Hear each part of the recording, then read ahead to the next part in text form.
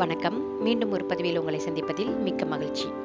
பூனையும் எலியும் இந்த தலைப்புல இன்னைக்கு ஒரு சிறுகதை பார்க்கலாம். முன்னொரு காலத்தில் கருப்பு நிற பூனை ஒன்று வாழ்ந்து வந்தது. அந்த பூனை மிகவும் தந்திரசாலி. தனக்கு வயதாகி விட்டதால் முன்பு போல வேகமாக ஓட முடியவில்லை. அதனால் வெகு நாட்களாக பட்டினியாக இருந்தது. திடீரென்று அதன் மூளையில் ஒரு எண்ணம் பளிச்சிட்டது. எலிகள் வசிக்கும் தானிய அறையினுள் மெதுவாக நடந்து போனது. அங்கிருந்த எலிகள் பூனையை கண்டு வேகமாக ஓடி ஒளிந்தனர். பதுங்கி இருந்த இடத்திலிருந்து மெதுவாக வெளியே எட்டி பார்த்தனர். அதையெல்லாம் கடைக்கண்ணால் கவனித்த பூனை எதுவும் அறியாத அப்பாவி போல ஓரிடத்தில் உட்கார்ந்திருந்தது. பூனை சுற்றுமுற்றும் பார்த்துவிட்டு அன்புமிக்க குரலில், எலி தம்பிகளா, பயப்படாதீர்கள். முன்னர் போல கொடியவன் அல்ல நான். எனக்கு மிகவும் வயதாகிவிட்டது. உங்களுடன் அன்பாக பழகவே வந்துள்ளேன் என்று கூறியது. பூனையின் அன்பான பேச்சை எலிகள் நம்பவில்லை. தமக்குள் ரகசியமாக பேசிக்கொண்டன. வெகு நேரமாக தமது ஒளிவிடங்களை விட்டு அவை வெளியே வரவில்லை. என் அன்பு நண்பர்களே, நீங்கள் என்னை நம்பாவிட்டால் பரவாயில்லை. இப்படியே ஒரு மூலையில் படுத்தபடி என் காலத்தை கழித்து விடுகிறேன் என்று அழுதபடியே கூறியது. அறையின் ஒரு மூலையில் அது சுருண்டு படுத்தது. வெகு நேரமாக படுத்தபடியே அழுது கொண்டிருந்த பூனையை பார்த்தன எலிகள். அவற்றிற்கு பூனையின் மேல் மிகுந்த இரக்கம் உண்டாயிற்று.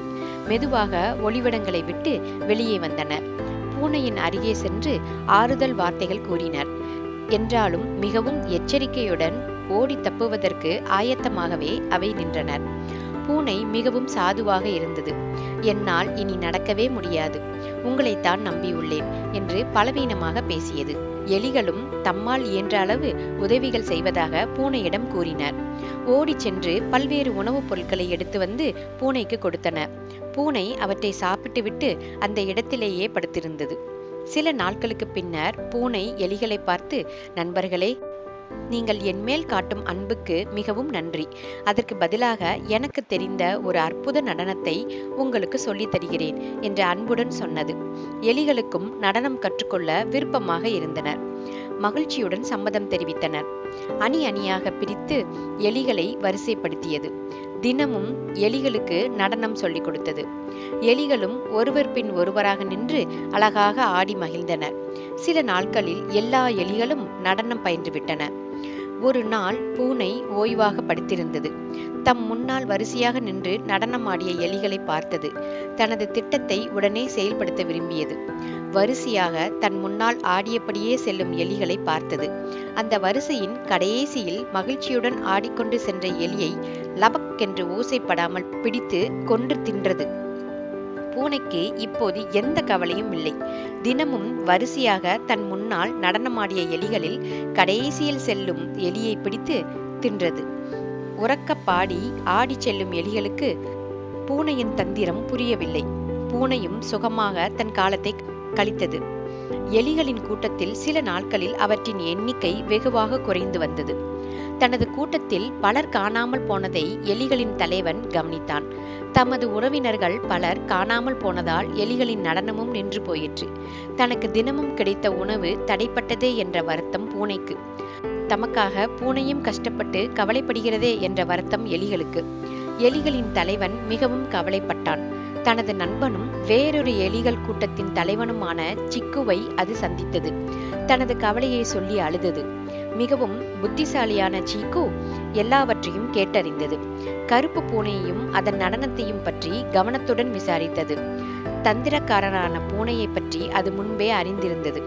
மனதில் ஏதோ யோசித்தபடி நடனத்தை தொடர்ந்து நடத்துமாறு தன் நண்பனிடம் கூறியது.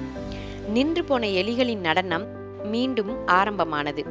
மறைந்திருந்த சீக்கு பூனையின் கொடிய செயலை கண்டுவிட்டது. தந்திரமாகவே பூனையை அங்கிருந்து விரட்ட முடிவெடுத்தது. மறுநாள் வழக்கம் போல் நடனம் ஆரம்பமானது. வரிசையின் முன்னால் எலிகளின் தலைவனும் இறுதியில் சீக்குவும் நின்றனர். நடனக்குழு பூனையை கடக்கும் போது தலைவன், சீக்கு, நீ எங்கே இருக்கிறாய் என்று சத்தமாக கேட்டது. இதோ கடைசியாகி நிற்கிறேன் என்று சீக்கு உரத்த குரலில் சத்தமிட்டது. பூனையை கடந்து செல்லும் வரை இரண்டு எலிகளும் இவ்வாறு மாறி மாறி சத்தமிட்டனர். அதனால் பூனை கடைசியில் வந்த சீக்குவை பிடித்து உண்ண முடியவில்லை. பல நாட்களும் தொடர்ந்து அவ்வாறே நடந்தது. தனது தந்திரம் எலிகளுக்கு தெரிந்துவிட்டது என்று பூனை அறிந்து கொண்டது. தொடர்ந்து பட்டினி கிடக்க அது விரும்பவில்லை. எவரும் அறியாமல் ஒரு நாள் ஓடி மறைந்து விட்டது. எலிகள் மீண்டும் நிம்மதியாக வாழத் தொடங்கினர். சீக்குவை பாராட்டி மகிழ்ந்தனர். மீண்டும் மற்றொரு பதிவில் உங்களை சந்திக்கிறேன்.